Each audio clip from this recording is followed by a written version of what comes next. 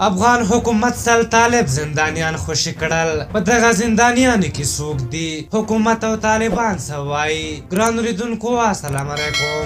ملي امنیت شورا وایي د ولسمشر غني د فرمان له مخې سل تنه طالب زندانیان یې د دوی د روغتیایي وضعیت، عمر او د مجازاتو پاتې مودې ته په کتو د سولې د هلو ځلو او د کرونا د مهارولو د هڅې د برخې په توګه خوشي کړل. د ملي امنیت شورا خبرپاڼه کې راغلي چې دا سل زندانیان په هغه اوږد لیست کې دي چې د طالبانو تخنیکي ټیم د افغان حکومت له تخنیکي ټیم سره کابل کې د خبرو اترو په لړ کې شریک کړی و او بحثونه یې پرې کړي وو. د ملي امنیت شورا بیان جاوید فیصل وایي دا زندانیان د ملي امنیت عمومي ریاست او لوی څارنوالۍ له لوري بایومتریک شوي او سوګند یې کړی چې هېڅکله به بیرته د جګړې ډګر ته نه ورګرځي. دوی وایي د افغانستان اسلامي جمهوریت عین ډاډ د طالبانو له رهبرۍ څخه په دوحه کې هم ترلاسه کړی دی. نوموړی وایي د افغانستان اسلامي جمهوري دولت ژمن دی چې د سولې پروسې پرمختګ لپاره به طالبانو سره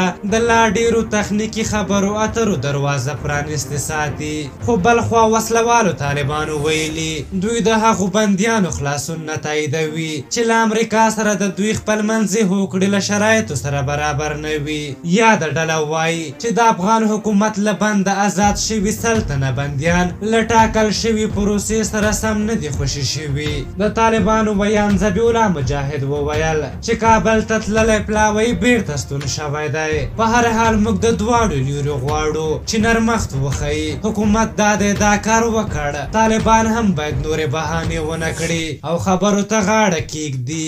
لطفا په خپلو بندیانو او د هغوی په کورنیو ورحمیږئ.